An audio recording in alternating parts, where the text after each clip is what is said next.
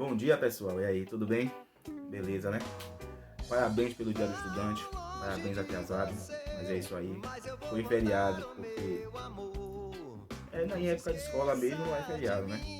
Vocês ganham até um lápis de presente, um lápis de alguma gincana lá. Então, parabéns a vocês que têm estudado. Realmente são muitos que têm estudado, não são poucos. E elogiar a qualidade da redação de vocês. Isso que entenderam a proposta, da criatividade que valeu o e-mail. Eu li todas, algumas já li à tarde.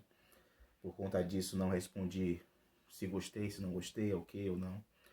Porque já era de tarde, eu não quis mandar a resposta, mas a maioria entendeu o que era para fazer e aproveitou aquele espaço para refletir realmente sobre o que tem modificado a partir da pandemia ou o que você tem evoluído como pessoa. E deu para perceber realmente essa autoanálise que vocês realizaram, tá bom? Mas hoje nossa aula é de literatura.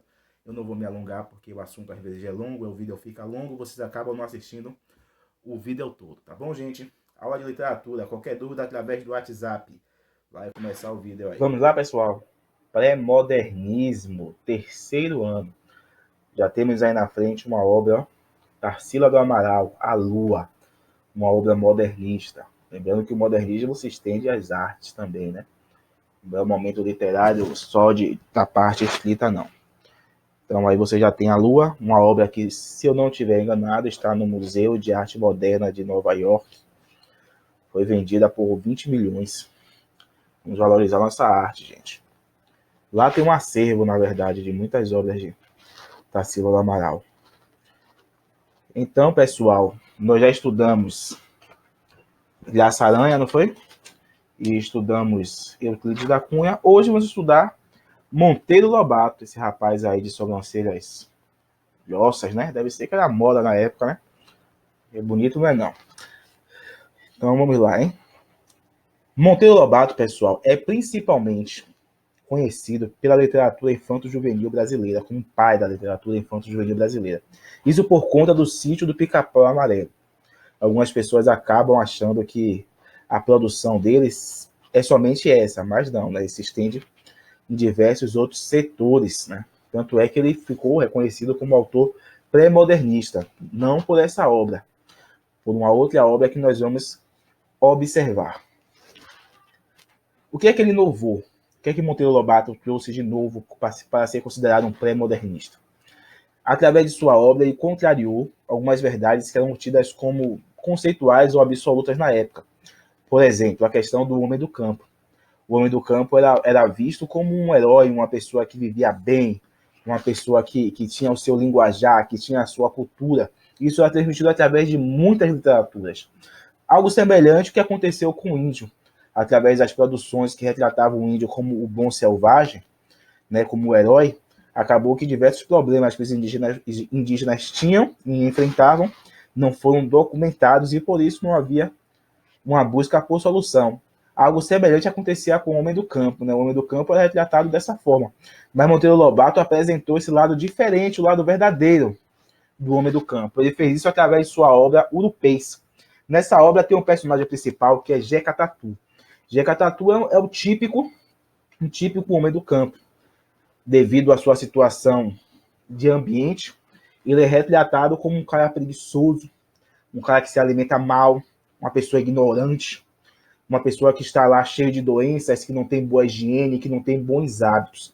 Essa retratação é feita com que objetivo? O objetivo de apresentar para o público leitor daquela época e também para o governo federal, a recém-república, como nós vimos, que era obrigação garantir ao homem do campo o básico, as condições mínimas de sobrevivência, como ter um hospital próximo, como ter escola, como ter normas de higiene, de preservação de hábitos culturais.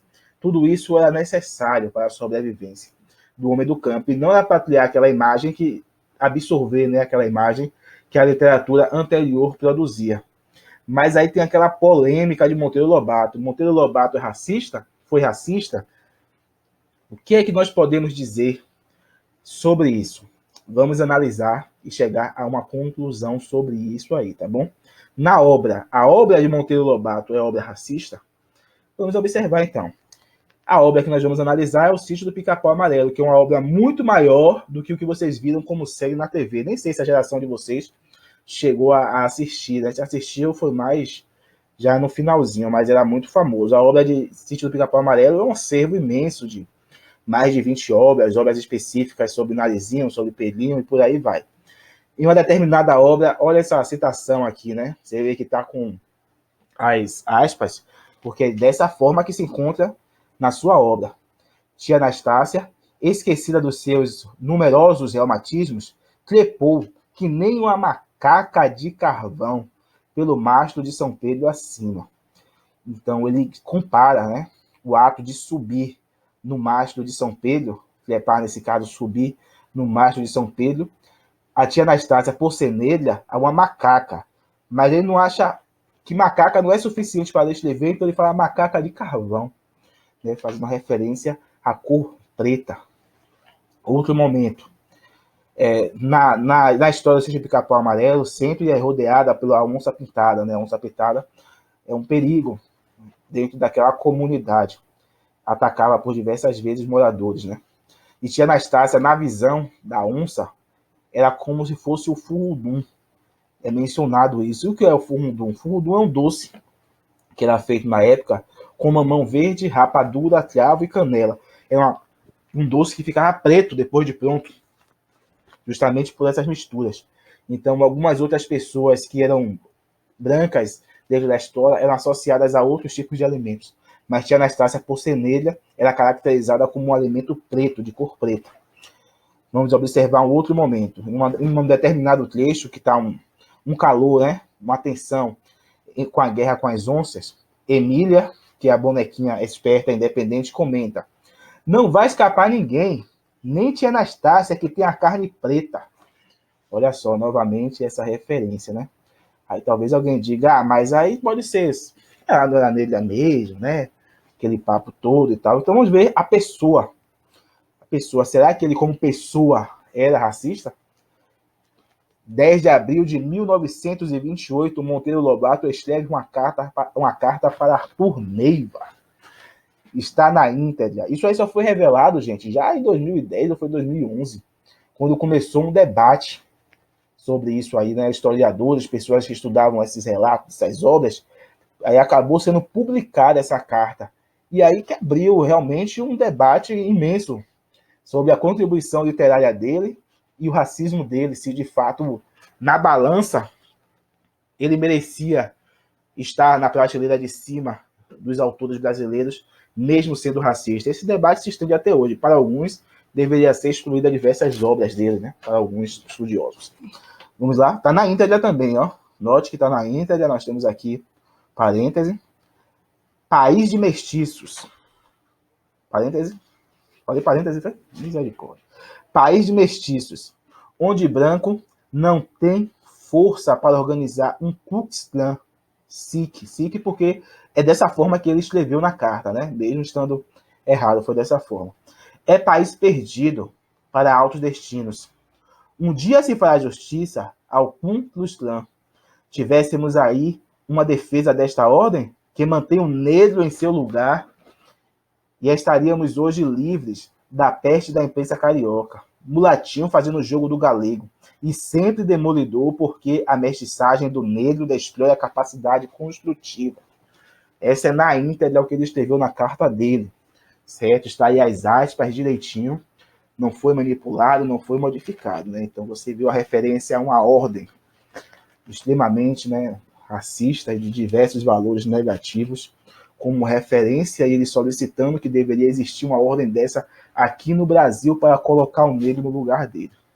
Então, podemos chegar assim à conclusão lógica de que a obra Sítio do Pica-Pau Amarelo é por diversas vezes racista, porque o autor era extremamente racista. Mas vamos estudar um cara que é 100% gente boa, Lima Barreto, o cara que buscou simplificar a linguagem da obra. Ele não foi bem valorizado, reconhecido enquanto estava vivo. Por quê? Porque a obra dele, a produção dele, as produções dele, tinham uma linguagem muito fácil de ser compreendida. E naquela época, devido aos valores do parnasianismo, as pessoas achavam que para ser considerada uma obra literária, tinha que ser difícil de ler. Se você pegasse e tivesse uma leitura fácil, quer dizer, se uma pessoa comum conseguisse ler, não era considerada literatura. Então algumas pessoas criticavam porque parecia muito com a linguagem falada. Aí não era bem respeitado, isso enquanto ele estava vivo. Porém, após a sua morte, esse estilo dele começou a ser valorizado e se tornou uma característica dos modernistas. Quando nós estudarmos o modernismo, vamos ver que os autores buscavam uma linguagem mais simples, que se aproximasse mais do público leitor. E isso aí foi Lima Barreto que introduziu, mesmo não tendo reconhecimento em vida, mas ele foi quem introduziu essa ideia. Escreveu diversas obras, principal, Triste Fim de Policarpo Quaresma, uma obra que aborda o nacionalismo por apresentar a burocracia do governo federal da recém-república brasileira, principalmente dos tratos com as pessoas comuns, com o indivíduo simples, o indivíduo médio. E também ressalto o excesso de nacionalismo, o fanismo daquela época, que as pessoas... Hoje, esse tema aí é propriamente hoje, né? Também nós temos esse excesso de nacionalismo, essa coisa de o patriotismo exacerbado, né? Que pode apresentar diversos riscos para as pessoas de um modo geral. E temos o meu preferido, Augusto dos Anjos, esse rapaz de Caramalha. Aí era um autor fenomenal, foi um autor fenomenal, viveu pouco, viveu somente 30 anos, mas produziu uma obra. Ele produziu essa obra, Eu e as Outras Poesias, publicou em 1912 e ele morreu em 1914. Então ninguém desfrutou do reconhecimento, né? É fenomenal esse autor. É interessante também que ele não se enquadra, né, na característica do nacionalismo dos pré-modernistas, porque a obra dele não é nacionalista, né? Mas só qual é a inovação? O que é que ele traz de novo para a literatura, para ser considerado pré-modernista? Ele traz uma mistura de elementos e características literárias em uma obra. A poesia dele é uma riqueza de características, de elementos, e aborda também termos considerados antipoéticos, como hipocondríaco e carnificina. Por que antipoéticos? São palavras que antigamente um autor, se colocasse, estragava a poesia. O cara não pensava em colocar nome de doença ou nome de substâncias químicas, via a química e a literatura como coisas distintas. E Augusto dos Anjos reuniu diversas ciências e elementos para compor a sua obra. O módulo de vocês, na página 83, Psicologia de um Vencido. Olha o título. Psicologia de um Vencido, quer dizer, a mente de uma pessoa que está derrotada, a mente de uma pessoa que já desistiu de viver, que já desistiu de lutar por algo. Eu, filho do carbono e do amoníaco, monstro de escuridão e rutilância, sofro, desde as epigêneses da infância, a influência má dos signos do zodíaco. Olha só, você tem só numa estrofe, você tem amoníaco, tem rutilância, tem epigênesis, signos do zodíaco. Que outras poesias vocês já encontraram esses elementos? É um cara realmente inovador, né? E chegamos à nossa atividade para casa.